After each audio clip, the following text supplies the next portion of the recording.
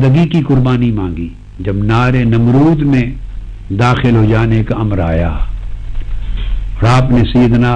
جبرائیل امین کی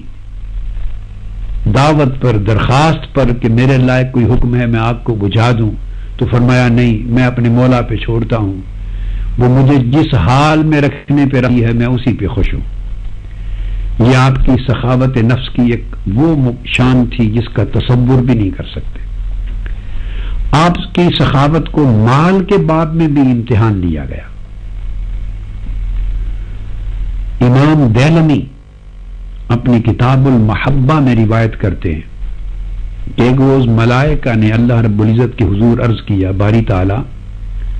تو نے ابراہیم کو علیہ السلام کو اپنا خلیل بنایا ہے، اپنا محبوب اور دوست بنایا ہے، حالانکہ یہ تو بڑا مالدار ہے، اس کے پاس سینکڑوں ہزاروں کی تعداد میں بکریوں کے اور مویشیوں کے ریوڑ ہیں، تو آخر اس میں کون سی خوبی تھی کہ تو نے اسے اپنا خلیل بنایا؟ تو باری تعالیٰ نے فرمایا ٹھیک ہے، جاؤ تم اسے آزما کے دیکھ لو، وہ جو ہزارہا مال مویشی کے ریوڑ نظر آ رہے ہیں، جا کے اس سے قربانی مانگو میرے نام پر،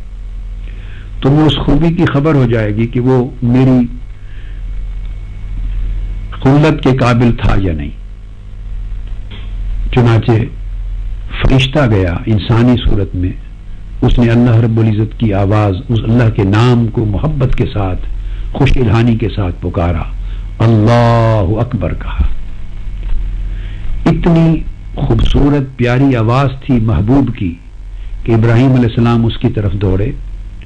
اور اس سے فرمانے لگے کہ اللہ کے بندے، وہ اجنبی لگ رہا تھا،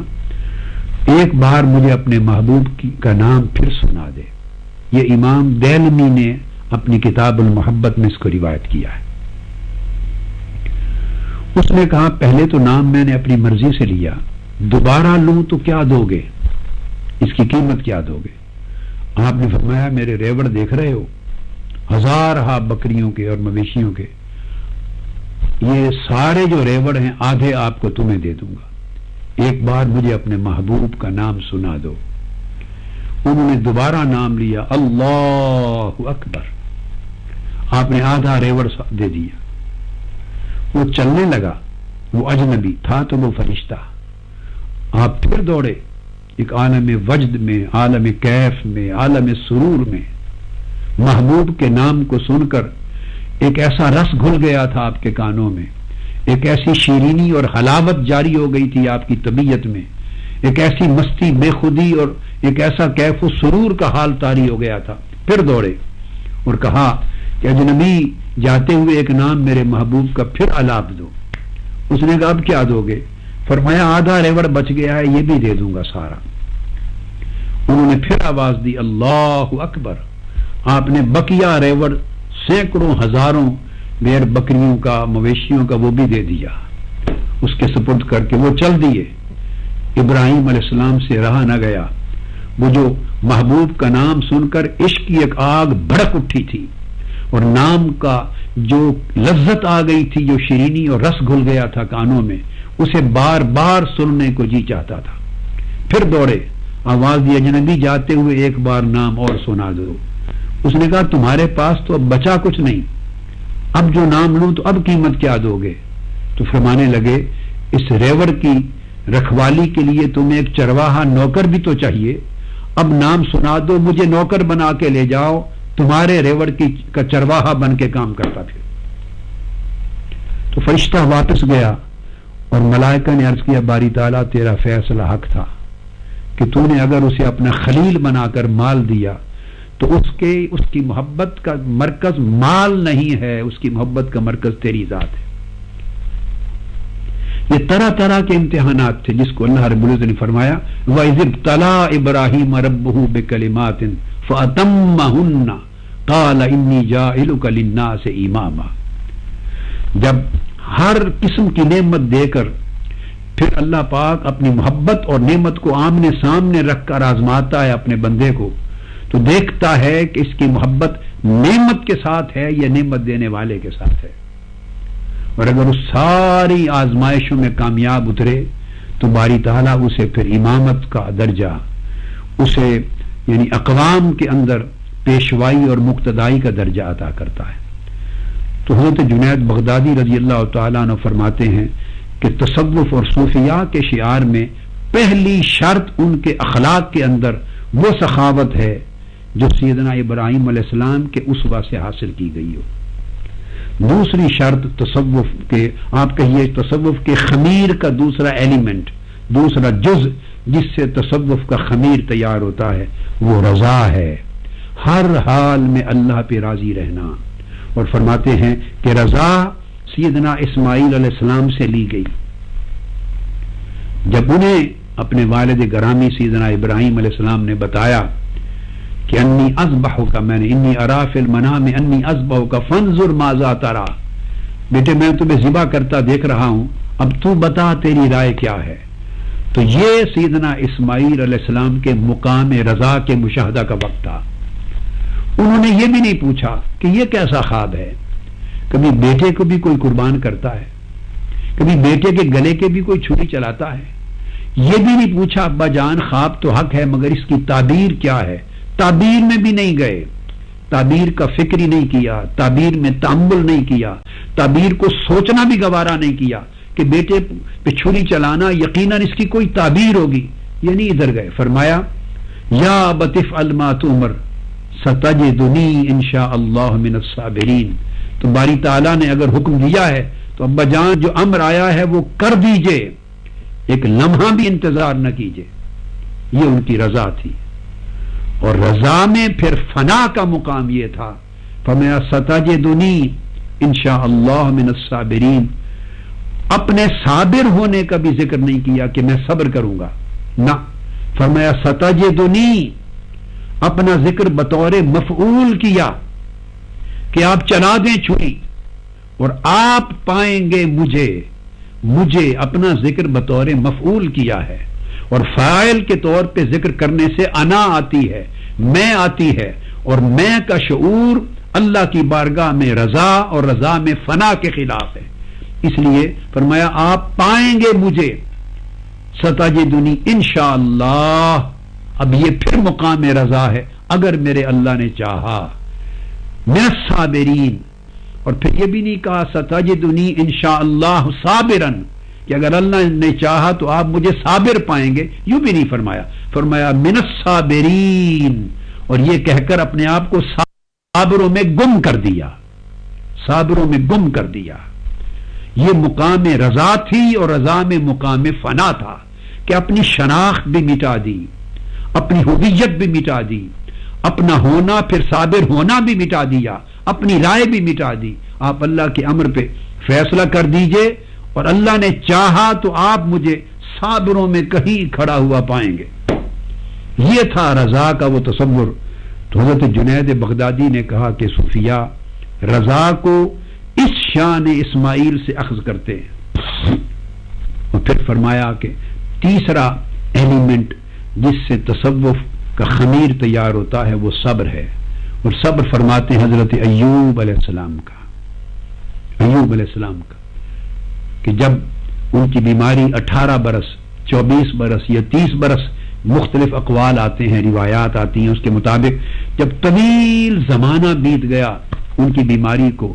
اور جسم کا ایک ایک انگ اور ایک ایک عضو اور ایک ایک جزو بیمار ہو گیا، زخموں سے بھر گیا. اور بعض روایتوں میں آتا ہے جس کو کم و بیش تمام مفسرین نے اس کو بیان کیا ہے کہ پھر زخموں میں کیڑے پڑ گئے. یہ امتحان کے لیے تھا اور وہ کاٹتے تھے، اور کاٹتے کاٹتے سارے جسم کو کاٹتے کاٹتے بالآخر وہ جو کیڑے کاٹتے تھے زخم ہوتا تھا دل تک جا پہنچے. جب کیڑوں نے دل کو جا کاٹا تو سیدنا ایوب علیہ السلام صبر کے پہاڑ اس وقت بولے رب انی مسنی الضر. جسم کا انگ انگ کٹ گیا تھا، زخمی تھا، انگ انگ بے پناہ چور چور ہو گیا تھا اور خون بہتا تھا ہر جگہ سے، مگر آپ صابر تھے، شاکر تھے، مسکراتے تھے، خوش تھے مولا کی رضا میں. مگر جب دل کو کاٹا اور تکلیف محسوس ہوئی اس وقت عرض کیا رب انی مسنی الضر.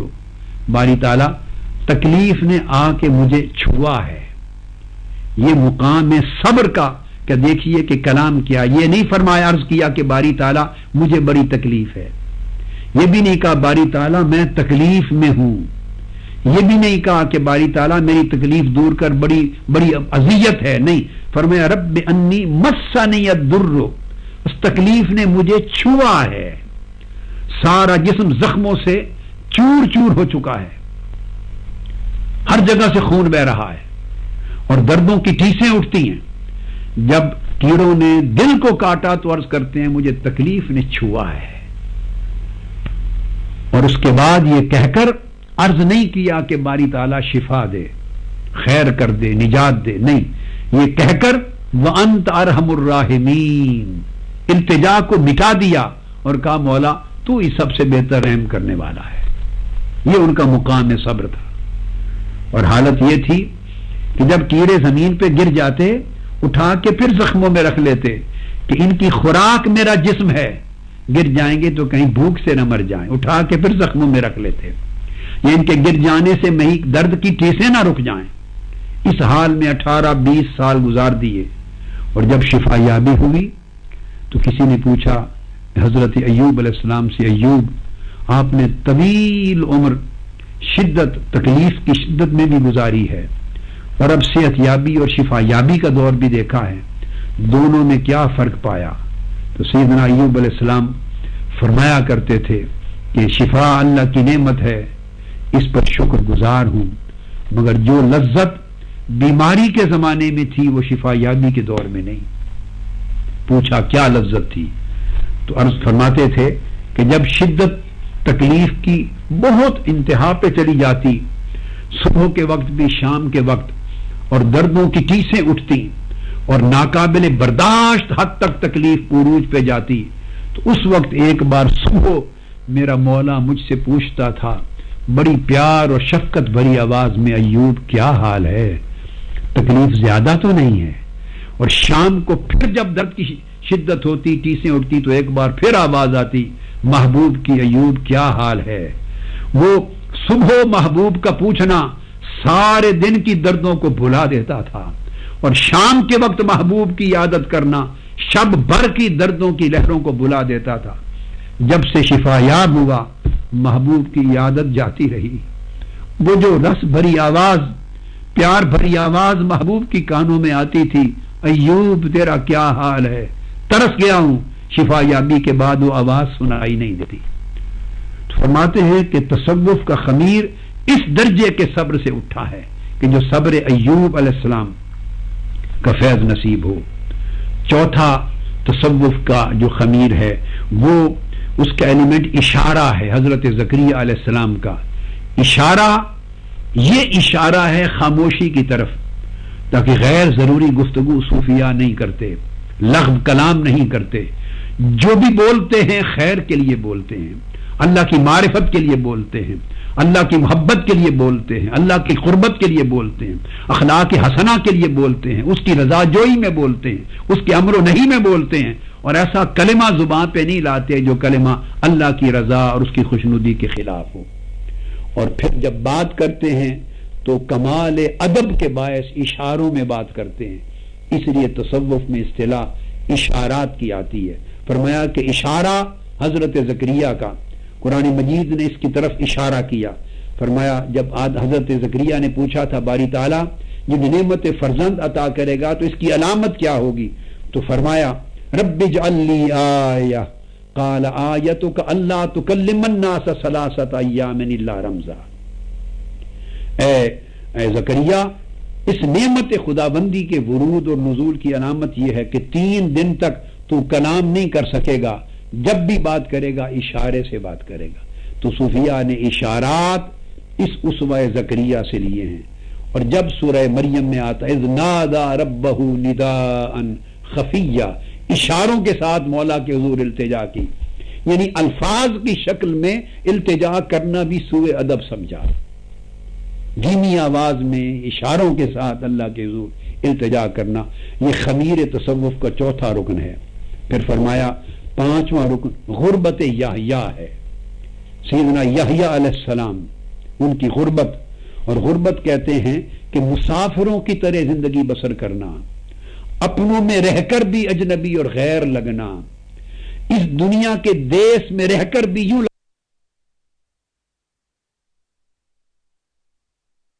لگنا کہ کوئی پردیس میں رہ رہا ہے، اس لیے کہ جسم تو دنیا میں گھومتا پھرے مگر دل اس کا عرش پہ رہے،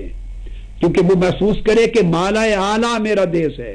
جہاں جسم ہے یہ پردیس ہے، جہاں قلب و روح رہتے ہیں وہ دیس ہے۔ تو اس کو غربت کہتے ہیں کہ اجنبیت محسوس کرے اس دنیا کے گرد و پیش کے حالات میں، جس دنیا میں غیبتیں ہیں، جس دنیا میں چغلیاں ہیں، جس دنیا میں حقد ہے، کبر ہے، جس دنیا میں حسد ہے، جس دنیا کے گرد و پیش کے ماحول میں عداوت ہے، اناد ہے، ہر طرف دنیا کے حرص کی آگ لگی ہے، ہر طرف لالچ کی آگ لگی ہے، ہر طرف بغض اور عداوت کی آگ لگی ہے، ہر طرف قتل و غارت گری کی آگ لگی ہے، ہر طرف دنیا جمع کرنے کی آگ لگی ہے، جو بولتا ہے گناہ کی زبان میں بولتا ہے، اللہ کی نافرمانی کی زبان میں بولتا ہے، تو صوفیاء کا خمیر یہاں سے اٹھتا ہے۔ اور پانچواں عنصر ان کا یہ ہے کہ جب اس ماحول میں رہتے ہیں، گرد و پیش کو دیکھتے ہیں، باتیں سنتے ہیں، تو وہ اپنے من میں محسوس کرتے ہیں کہ کسی پردیس میں رہ رہے ہیں، یہ بولیاں میرے دیس کی بولیاں نہیں، اپنے آپ کو اجنبی محسوس کرتے ہیں۔ اس لیے صوفیاء کے جسم فرش پہ رہتے ہیں، روح عرش پہ رہتی ہے، ان کی طبیعت اوپر رہتی ہے۔ تو یحییٰ علیہ السلام کو غربت کے ساتھ یاد کیا گیا کہ وہ اپنے وطن میں مسافروں کی طرح رہتے اور اپنے خاندان میں اور اپنے لوگوں میں بیگانوں کی طرح رہتے، کہ یوں لگتا کہ جیسے کوئی کھویا کھویا مسافر ہے۔ اس لیے کھویا کھویا مسافر ہے کہ ہر وقت وہ دور الست بربکم قالوا بلا کی یاد میں مگن رہتے ہیں اولیاء صوفیاء، اور ان کے کانوں سے آج تک اللہ کی وہ آواز، اس کا جو ایکو ہے، اس آواز کی جو شیرینی ہے، وہ جو لذت اولیاء صوفیاء کی روحوں نے اس وقت مالا اعلیٰ پہ محسوس کی تھی جب مولا نے پیار بھرے انداز میں چپکے سے پوچھا تھا الست بربکم، کیا میں تمہارا رب نہیں ہوں؟ تو جواب دیا تھا قالوا بلا، کیوں نہیں مولا، تو ہی تو ہے۔ مگر جب اس دنیا میں اسفل سافلین میں آ گئے، بہت سے لوگ اس آواز کو بھی بھول گئے اور اس جواب کو بھی بھول گئے۔ فرق اولیاء اور غیر اولیاء، اللہ کے اپنوں اور پرایوں میں یہی رہا، جو پرائے ہوئے، جو بھول گئے وہ پرائے قرار پائے، اور وہ جو آج تک نہیں بھولے وہ اس کے اپنے ہو گئے۔ وہ صدیاں، ہزاروں، لاکھوں، کروڑوں، کھربوں، اربوں، کھربوں سال بیت گئے، مگر وہ آج بھی الست بربکم کی آواز اپنے دل اور اپنی روح کی کانوں میں سنتے رہتے ہیں، اور ان کی روح کی اتھاہ گہرائیوں سے صبح و شام ہر لمحہ جواب آتا رہتا ہے قالوا بلا، مولا تو ہی ہے، مولا تو ہی ہے، مولا تو ہی ہے۔ اس لیے جب اپنے دل کی آنکھ سے دنیا کو دیکھتے ہیں، جدھر آنکھ اٹھاتے ہیں رب کے جلوے ہی نظر آتے ہیں۔ جگ میں آ کر ادھر ادھر دیکھا، تو ہی آیا نظر جدھر دیکھا، آواز مولا کی سنائی دیتی ہے، حسن اس کا دکھائی دیتا ہے، اور قربت اس کی دکھائی دیتی ہے، مہک اسی کی دکھائی دیتی ہے، امر اسی کا سنائی دیتا ہے۔ اس لیے وہ اس دنیا میں رہ کر اس حال میں رہتے، ہما وقت اس حال میں یہاں اجنبی رہتے ہیں اور مالا اعلیٰ کے وطن میں جیتے۔ اور پھر چھٹا عنصر سیاحت ہے۔ صوفیاء اولیاء کے ہاں تصوف کا خمیر سیاحت سے بنا ہے، اور سیاحت بھی اس طرح لمحہ لمحہ سفر کرتے رہنا، لمحہ مسافروں کی طرح ہجرت کرتے رہنا، ملک سے ملک، وطن سے وطن، شہر سے شہر، قریہ در قریہ سفر پہ رہنا۔ تو مسافری کی حالت سیدنا عیسیٰ علیہ السلام سے سیکھی تصوف نے۔ ایک تو اس مسافری کے باعث مجرد رہے، اور مجرد کا اشارہ تجرید کی طرف ہے روحانی طور پر، یعنی اپنے آپ کو آلائشوں سے مجرد اور پاک رکھا۔ اور چونکہ مسافرانہ زندگی میں رہے سیدنا عیسیٰ علیہ السلام، تو اپنے پاس بس دو ہی چیزیں رکھی، ایک پیالہ رکھا، ایک کنگھی رکھی۔ پیالہ پانی پینے کے لیے اور کچھ چیز ڈال کے کھانے کے لیے، اور کنگھی جب غسل کریں تو سنت کے لیے، انبیاء کی سنت کے تحت بالوں کو سنوارنے کے لیے۔ اور سیاحت کا عالم یہ تھا کہ چلتے چلتے کسی ایک روز ایک ندی پر کسی شخص کو دیکھا کہ وہ دو ہاتھوں کا پیالہ بنا کر دو ہاتھوں سے پانی پی رہا تھا۔ عیسیٰ علیہ السلام تڑپ اٹھے کہ سمجھ آئی کہ ہاں یہ تو پیالے کے بغیر بھی پانی پیا جا سکتا ہے، دو ہاتھ ملا لیں تو پیالہ بنتا ہے۔ اٹھا کر پیالہ توڑ دیا، کہ یہ بھی مسافروں کی شان نہیں ہے۔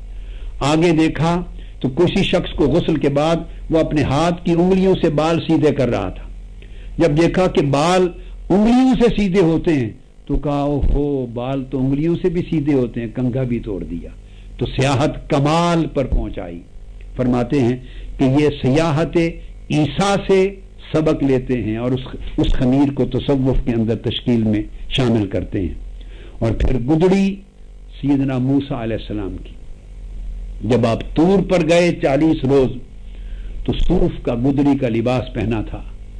اور پھر وہی گدڑی اپنے چہرے پہ رکھتے تھے جب انوار و تجلیات الہیہ کا انعکاس آپ کے چہرہ اقدس سے ہوتا تھا۔ اور فرمایا کہ 8واں جز جو ہے وہ تصوف کے خمیر میں وہ فقر مصطفیٰ کا ہے۔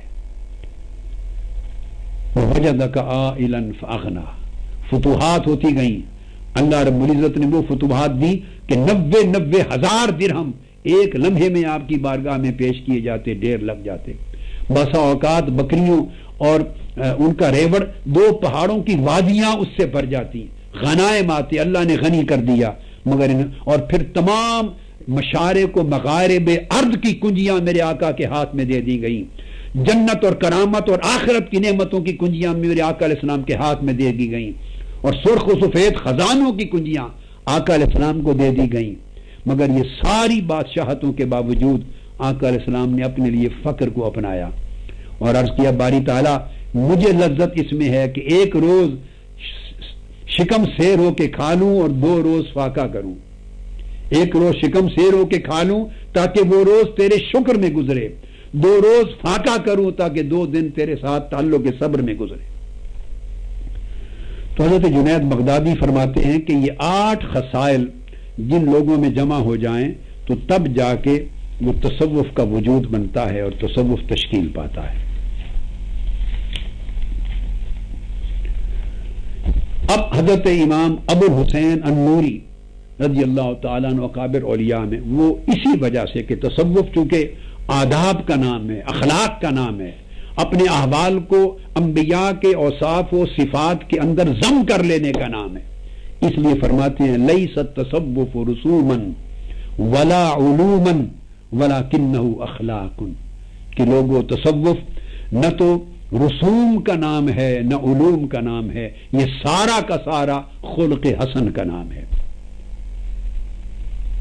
حضرت داتا گنج بخش علی حجویری نے بھی اس کو بیان کیا اور فرمایا کہ تصوف نہ رسم کا نام ہے نہ علم کا نام ہے، بلکہ سارا تصوف وصف اخلاق کا نام ہے۔ اگر تصوف رسم کا نام ہوتا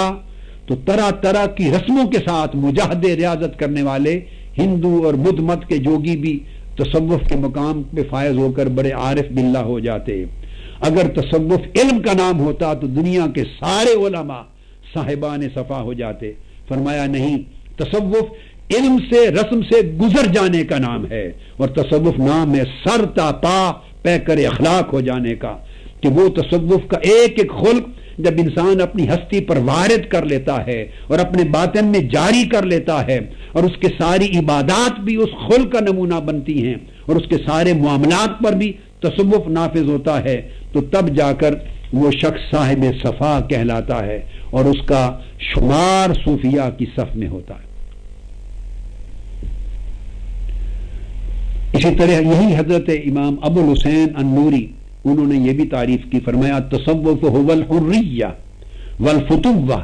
وترک التکلف والسخاء وبذل الدنیا، فرمایا تصوف نفس اور حرص و ہوا کی قید کو توڑ کر آزاد ہو جانے کا نام ہے۔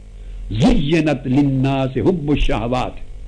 من النساء والبنین والقناطیر المقنطرۃ من الذهب والفضہ، یہ جو اللہ پاک نے یہ جو طرح طرح کی زینتوں کو نفس کے لیے مزین کر رکھا ہے، ان ساری شہوتوں اور خواہشوں سے نفس اگر ان کی زنجیروں کو توڑ کر آزاد ہو جائے تو نفس تصوف کا پہلا قدم وہ حریت ہے۔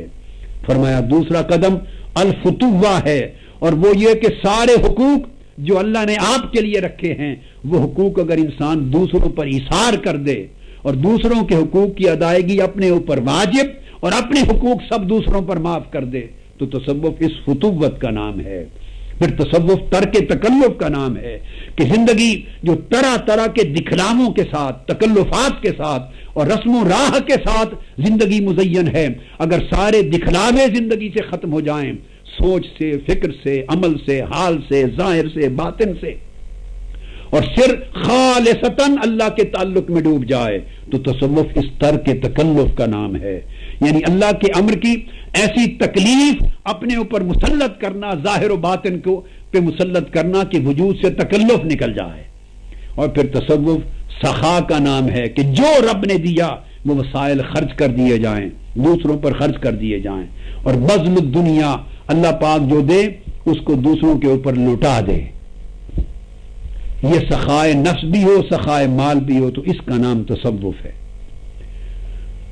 اس لیے حضرت امام ابو الحسن البوشنجی، یہ حضور داتا گنج بخش رضی اللہ تعالیٰ عنہ کے مشائخ میں سے، حضرت امام ابو القاسم قشیری کے شیوخ میں سے، ان اولیاء میں سے ہیں جو امام ابو عبد الرحمن السلمی کے مشائخ میں سے ہیں، جن کے تذکرے قرون اولیٰ کے دور میں آئے۔ اس دور میں وہ فرماتے ہیں، آپ اندازہ کر لیں کہ آج سے 1200-1300 سال قبل کا زمانہ تھا، وہ زمانہ جب لوگوں کے اعمال صالح تھے، جب اقوال طیب تھے، جب احوال پاک تھے، جب بری خصلتیں کم تھیں، آلائشیں کم تھیں، عبادت کے ذوق تھے، روحانیت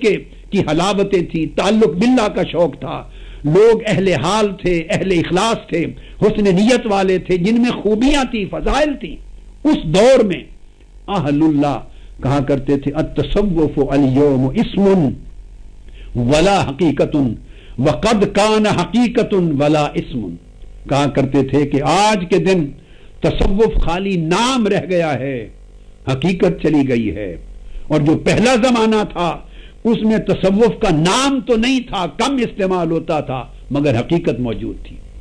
یہ شکوہ 1200 سال قبل کے صوفیاء نے کیا کہ ہمارے زمانے میں تصوف کی حقیقت چلی گئی، نام رہ گیا، اور ہم سے پہلے لوگوں میں تصوف کا نام کم تھا مگر حقیقت بڑے عروج پر تھی۔ مطلب یہ تھا کہ اگر صحابہ کرام، تابعین، سلف صالحین کے زمانے میں تصوف اور صوفی یہ لفظ اور اصطلاح کم استعمال ہوئی تو اولیاء صوفیاء کہتے اس سے کوئی فرق نہیں پڑتا، کیونکہ اگر نام نہ تھا معنی تو تھا، اس کی حقیقت تو تھی، اس کا مفہوم تو تھا، اس کا مضمون تو تھا۔ جس اہل اللہ کو دیکھتے اس کی پوری زندگی مفہوم تصوف کے ساتھ معمور تھی، اس کے ظاہر و باطن کے سارے احوال مضمون تصوف کے ساتھ لبریز ہوتے تھے۔ لیکن اب حالت یہ ہے کہ تصوف نیرا دعویٰ رہ گیا ہے، اس کا مضمون چلا گیا، اور تصوف صرف عنوان رہ گیا ہے، اس کا مفہوم چلا گیا۔ یہ تصوف کے باب میں بیان کیا کہ تصوف اس طرح سارا خلق عظیم کا نام ہے۔ اب خلق کیا ہے جس کی بنیاد پر تصوف کی عمارت تعمیر ہوئی؟ یہ وہ خلق یا اخلاق حسنہ جو پورا کا پورا جس کو تصوف قرار دیا گیا، وہ کیا ہے؟ یہ اس کے 8 اصول ہیں۔ 4 چیزیں اپنا لینے کے لیے واجب ہیں اور 4 چیزیں ترک کر دینے کے لیے واجب ہیں۔ بسم اللہ۔